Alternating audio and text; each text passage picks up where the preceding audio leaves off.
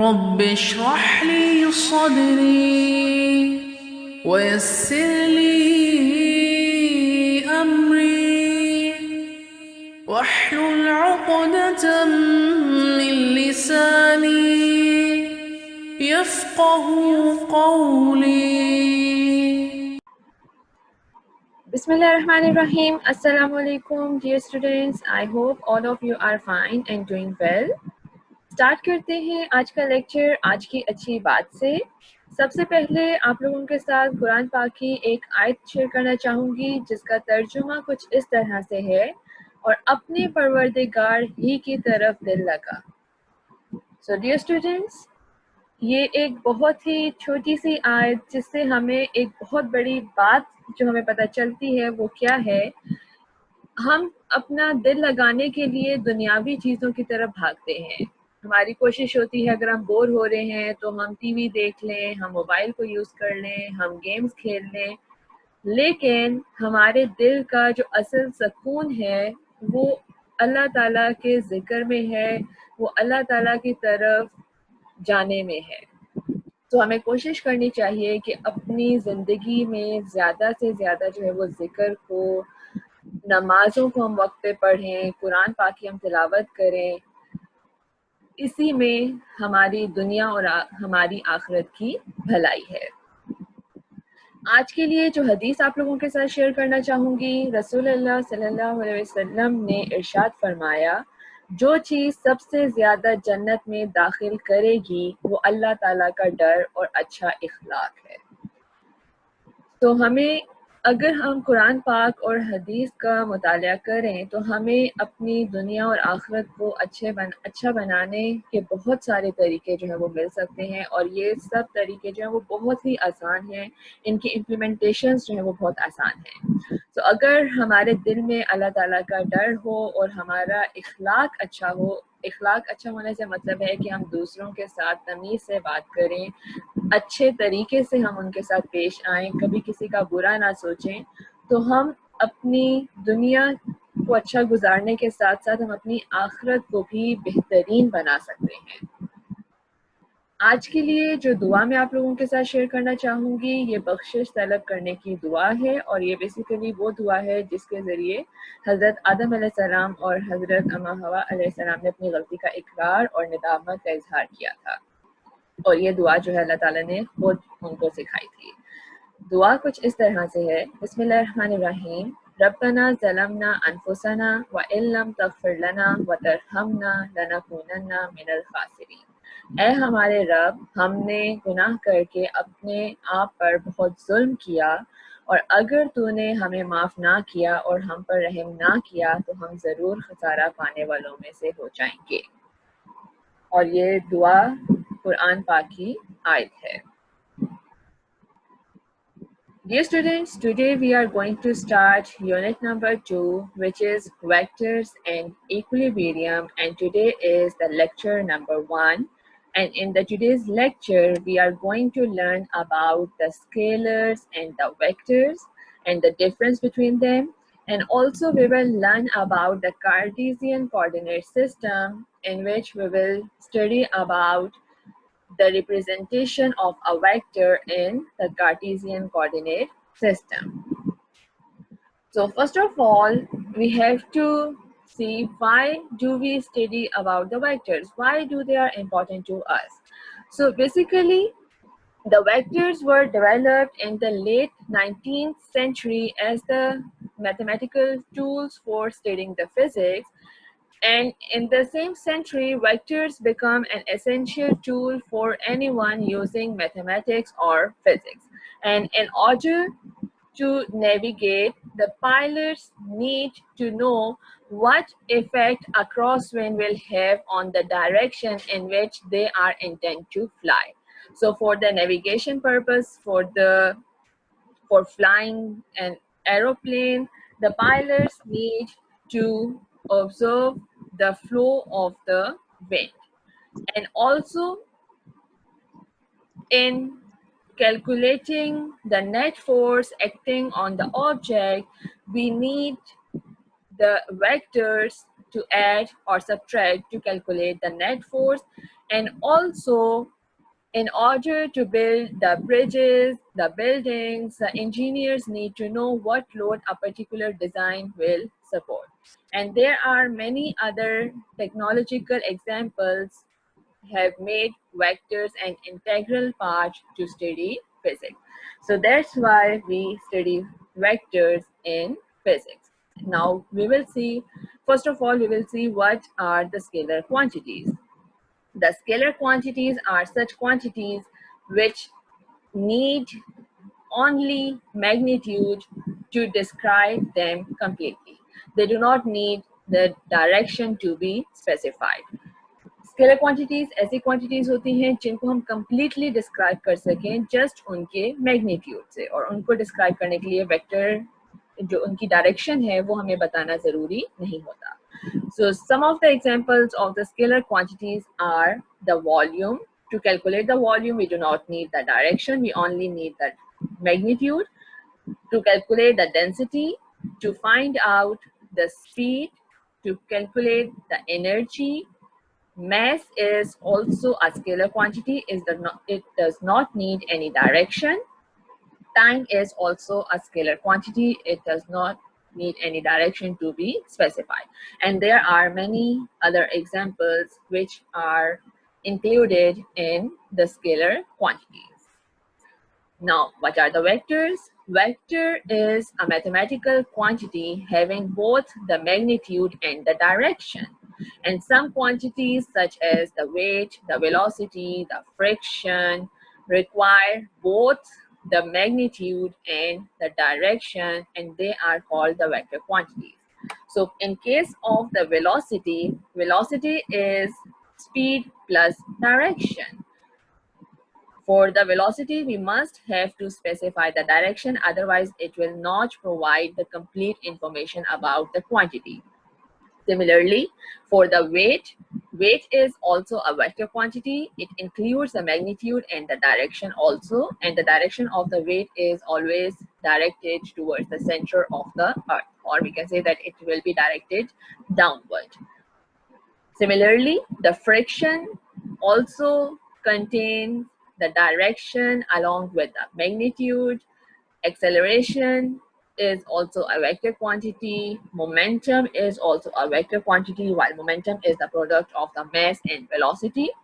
And also the torque is a vector quantity which includes the distance and the force, the product of the distance and the force, the momentum or the force. And there are many other examples of the vector quantity. So the vectors have the both magnitude and the direction, and they obey the rules of the vector algebra since they have the magnitude and the direction. So unlike scalars, they cannot be added, subtracted, or multiplied by using the ordinary algebra. So we have to use the vector algebra to either add, to subtract, or to multiply the vectors with one another. For example, as you can see in this figure, there are the three vectors which are moving in the same direction. So as a result, the resultant vector will be equal to 3 times the original vector. But if the vectors are not directed along the same direction, then we can add them by using the head to tail rule, which we will discuss later on in this chapter. And then we can be able to find out the resultant vector. Now we will see how we can add the scalars and the vectors. We will discuss some of the examples. So to add the scalar, for example, we consider the force as a scalar quantity. So if force is a scalar quantity and the one of the force is equal to the 10 Newton and the other force is equal to 5 Newton. So if we consider the force as the scalar quantity, in actual, force is not a scalar, but it is only the condition if we consider the force as a scalar quantity, then the addition of these two forces will come out to be 10 plus 5 equal to 15 Newton. And the subtraction of this force will come out to be 10 minus 5 equals to 5 Newton. This is the only case when we consider this quantity as a scalar, but in actual, force is not a scalar quantity, but it is a vector quantity. It means it contains both the magnitude and the direction. So if the force is a vector quantity, then how we can add them? We must have an idea about the direction of the force. So for example, if we consider the force F1, which is directed in the positive x-axis, and the force F2 is also directed along the same direction. So now if the two vectors are moving in the same direction, then we can add them as the scalar, that is F1 plus F2. So the sum will be equals to the 15 Newton. And if the two vectors are moving in the opposite direction, then this will be equal to F1 minus F2, which will be equal to 5 Newton. But if the 10 Newton force is directed along the negative x-axis, while the F2 will be directed along the positive x-axis. Now in this case, this will become F2 minus F1. So the resultant force will be equal to minus 5. These are the cases in which the vectors are either parallel to each other or they are anti-parallel to each other. But what if the vectors make some angle with one another? Now we cannot add them just F1 or F2. Now we have to consider this angle theta. So there are the methods by which we can add the vectors, and one of the methods is by using the vector algebra. So the vectors are not similar to the scalars. While calculating the vectors, we must have to include their direction also. Now we will see how to represent the vectors. There are the two methods, there are the two ways in which the vectors can be represented. First of them is the symbolic representation. One of the methods is the symbolic representation, and how we can represent a vector symbolically. Symbolically, a vector is represented by a bold-faced letter, either capital or small. For example, we can write down the vector with the bold-faced letter. Either these letters could be capital or small. The vectors can also be represented by a simple faced letter with an arrow over or below them. For example, as the arrow could be written above the letter or the arrow could be written below the letter, but in this book we will represent the vectors by the letter with an arrow over it. So this will be the representation of the vector which we are going to follow in this session or in this book. So this is the way of representing the vectors symbolically. If we want to write down the symbol for a vector, then we can follow any one of the way from these three examples. And if we want to indicate only the magnitude of a vector, then the quantity may be printed in the italics, or the mathematician's absolute sign may be used. The absolute sign along with the vector will indicate the magnitude of a vector quantity. So dear students, vectors को हम symbols के through represent कर सकते हैं, और किस तरह से हम सिंबॉलिकली वेक्टर्स को रिप्रेजेंट कर सकते हैं, या तो हम बोल्ड लेटर्स को यूज़ कर सकते हैं, और इस वेक्टर को रिप्रेजेंट करने के लिए हम कैपिटल लेटर या स्मॉल लेटर कोई भी यूज़ कर सकते हैं। और सेकेंड, हम लोग एरो हेड को यूज़ कर सकते हैं आइदर अबव द लेटर और बिलो द लेटर, लेकिन इस बुक में जो हम रिप्रेजेंटेशन यूज़ करेंगे that will be an arrow head which is above the letter. और अगर हमें वेक्टर का मैग्नीट्यूड जस्ट शो करना हो, उसकी डायरेक्शन शो ना करनी हो, तो उसके लिए हम लोग एब्सोल्यूट साइन को जो है वो यूज़ कर सकते हैं अलोंग विद द वेक्टर, या हम सिंपली इस वेक्टर क्वांटिटी को इटैलिक्स में लिख सकते हैं। तो इस तरह से हम वेक्टर्स की जो है वो सिंबॉलिक रिप्रेजेंटेशन को जो है वो शो कर सकते हैं। The second way of representing a vector is the graphical representation, to draw the vectors graphically. So the graphically, a vector is represented by an arrow, and the length of the arrow gives the magnitude under certain scale, and the arrowhead points the direction of the vector. Graphical representation में arrow के through जो है वो हम vectors को जो है वो ड्रॉ कर सकते हैं, और इसमें जो इस एरो की लेंथ जो होती है वो बेसिकली मैग्नीट्यूड के बारे में इंफॉर्मेशन देती है, और जो इस वेक्टर के एरो का जो हेड होता है that points in the direction of the vector. So the starting point of a vector is called the tail of the vector, and the ending point of the vector is known as the head of the vector. And the geometric vectors are those that are considered without reference to the coordinate axis. The vectors which do not require the coordinate axis, those vectors are known as the geometric vectors. One of them is drawn in this image.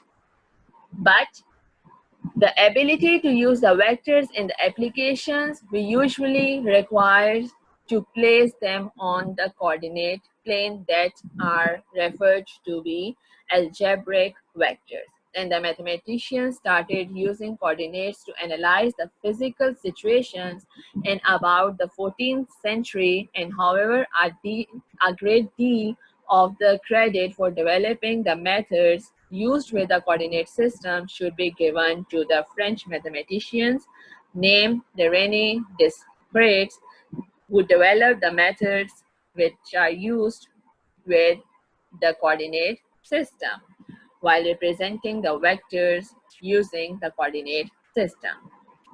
So now we will see what a coordinate system is. The Cartesian coordinate system consists of the axes which are mutually perpendicular to each other. One of the axes is the horizontal line, which named as the x-axis. The other axis is the vertical line, which consists of the y-axis, and the point where they intersect is known as the origin. So the origin is the point where the two axes intersect. And these two lines are mutually perpendicular to each other. And the x and the y axis are usually drawn in the plane of the page. And there is also the third axis, which is named as the z-axis, which comes directly out of the page at the origin, and it is not shown in this figure just because of the simplicity. Now the steps to represent a vector in a Cartesian coordinate system are, first of all, we have to draw a Cartesian coordinate system which consists of the two axes, the x-axis, which is a horizontal line, and the y-axis, which is a vertical line. And then we have to select a suitable scale by which we will draw the vectors, and then we have to draw a line in the specified direction and then cut the line equal to the magnitude of the vector according to the suitable scale which we have selected, and then we have to put an arrow in the direction of the vector. So these are the 4 steps which we have to follow to represent a vector in Cartesian coordinate system. So if we want to represent a vector in a plane, then we draw the Cartesian coordinate system, which includes the 2 axes, the x-axis and the y-axis. And then we draw the vector in the coordinate system, which contains the 2 points x value and the y value. So to find out or to draw the angle, by convention, the angle is always measured from the positive x-axis in the anti-clockwise direction. So for example, if we want to draw a vector of a force having the magnitude of 50 Newton and making an angle of 30 degree with the horizontal, then first step is to draw the Cartesian coordinate system, which consists of the x-axis and the y-axis, and these 2 axes are mutually perpendicular. And then we have to select a suitable scale, and this scale could be according to your own choice. And for example, if we consider 1 centimeter that is equal to 10 Newton, you can also consider 1 centimeter equal to 20 Newton or 1 centimeter equal to 5 Newton. It is totally up to your own choice. So for example, now if you consider the 1 centimeter as the 10 Newton, then the 50 Newton will be equals to 5 centimeter. So now in this case, we do not have to draw a line of 50 Newton since we cannot draw a force on the paper, but we can draw the force in terms of the distance, in terms of the suitable scale, which has the magnitude of the 5 centimeter.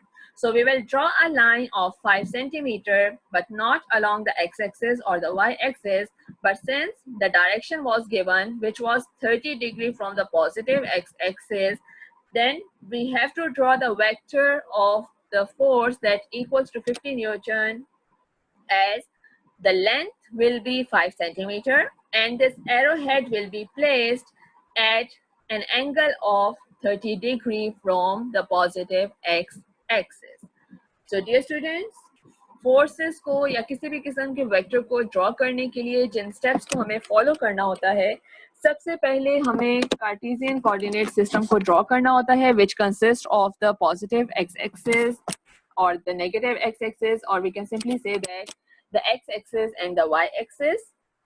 Then we have to select a suitable scale, और इस suitable scale को select करने की जो choice होती है ये totally आप पे depend करती है. आप 1 सेंटीमीटर को 10 न्यूटन के इक्वल भी ले सकते हो, 5 न्यूटन के इक्वल भी ले सकते हो, इवन 25 न्यूटन के इक्वल भी ले सकते हो. तो ये totally आपकी अपनी choice होती है कि आप अपना जो scale है उसको एक large size में consider करना चाह रहे हो या small scale में consider करना चाह रहे हो. तो अगर हमारे पास 1 सेंटीमीटर 10 न्यूटन के इक्वल है तो 15 न्यूटन जो है वो इक्वल हो जाएगा 5 सेंटीमीटर के, और हमें 5 सेंटीमीटर की लाइन ड्रॉ करनी है, लेकिन ना तो हम उसे एक्स एक्सिस के अलोंग ड्रॉ करेंगे और ना ही वाई एक्सिस के अलोंग ड्रॉ करेंगे, क्योंकि ये वेक्टर है और वेक्टर की डायरेक्शन होती है और डायरेक्शन जो हमें बताई गई है वो 30 डिग्री है फ्रॉम द एक्स एक्सिस.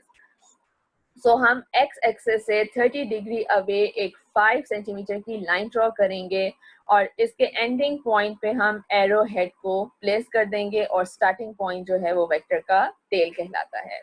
सो इस तरह से हम वेक्टर को जो है वो रिप्रेजेंट कर सकते हैं in the plane, and the plane is the 2-dimensional plane which consists of the x and y axis. So इस तरह से हम लोग वेक्टर्स को जो है वो ड्रॉ कर सकते हैं while using the Cartesian coordinate system in the plane. We can also represent a vector in space. In space, it means we want to draw a vector in the 3 dimensions. So to represent a vector in space, 3 mutually perpendicular lines are drawn in the Cartesian coordinate system. The x-axis, y-axis, and the z-axis. Mutually perpendicular means all of the 3 lines will have an angle of the 90 degree. And then the vector is represented in the Cartesian coordinate system having the direction which is specified by the 3 angles with the 3 symbols. For x-axis, the angle is represented by the alpha. For y-axis, the angle is represented by the beta, and for the z-axis, the angle is represented by the gamma. So to draw a vector in space, we use the 3 dimensions, the 3 coordinate axes, x-axis, y-axis, and z-axis, and the resultant vector will be pointed in space instead of the plane. So it will consist of the 3 angles alpha, beta, and gamma. So this is how we represent a vector in space. So now at the end of the lecture, we will discuss about the unit vectors. The unit vectors are the dimensionless vectors having the magnitude 1, and they are used to represent the direction of a vector, hence they are known as the unit vector. ऐसे vector जिनकी dimension कोई भी नहीं है, these are the dimensionless quantity, और इनका जो magnitude होता है वो 1 के इक्वल होता है. तो यूनिट वेक्टर को अगर आप किसी भी वेक्टर के साथ मल्टीप्लाई कर दोगे तो वो उसके मैग्नीट्यूड में भी चेंज नहीं लेकर आता, और इसकी कोई डायमेंशन नहीं है तो ऑटोमेटिकली वो उस क्वांटिटी की डायमेंशन को भी चेंज नहीं करता. लेकिन यूनिट वेक्टर को यूज करने का हमें फायदा क्या होता है, हम यूनिट वेक्टर्स को यूज क्यों करते हैं? We are using the unit vectors to represent the direction of a vector, and the unit vectors is generally represented by a letter with a cap or a hat over it. So for example, if the vector A is represented, then in the mod, this is used to represent the magnitude of a vector. Then the unit vector for a vector A will be represented by a letter A with a cap on it. Or we can also obtain the unit vector by dividing the magnitude of a vector by its own. So a vector divided by its magnitude will give the unit vector. Since a vector contains both the magnitude and direction, so a vector is equal to the magnitude and its direction. And this direction is also named as the unit vector. So for the Cartesian coordinate system, the unit vectors perfectly along the x-axis is represented by the letter I with a hat on it. The unit vector along the y-axis is represented by the letter J, while the unit vector along the z-axis is represented by the letter K. And these 3 unit vectors I, J, and K do not change the magnitude or the dimension of the quantity. They only indicate the directions of the vector. And if we want to represent the unit vector, which is normal unit vector, so the normal unit vector is perpendicular to the plane. And for the area, it is sometimes taken as a vector quantity in physics. So therefore, The unit vector is helpful to describe its direction. So the area vector will be perpendicular to the plane, and this vector is also named as the normal vector. Dear students, your homework for today is you have to revise the topics from the book which we have learned in the today's lecture, and also you have solved one question, and the question is represent a vector in plane having magnitude of 250 centimeter and the direction is 40° north of east. Kindly note down this question so that you can solve it later. This is the end of the today's lecture. Thank you so much. I hope all of you have enjoyed the today's lecture. For any kind of queries, you can write your question in the comment section. See you in the next video with a new topic. Till then, take care and Allah Hafiz.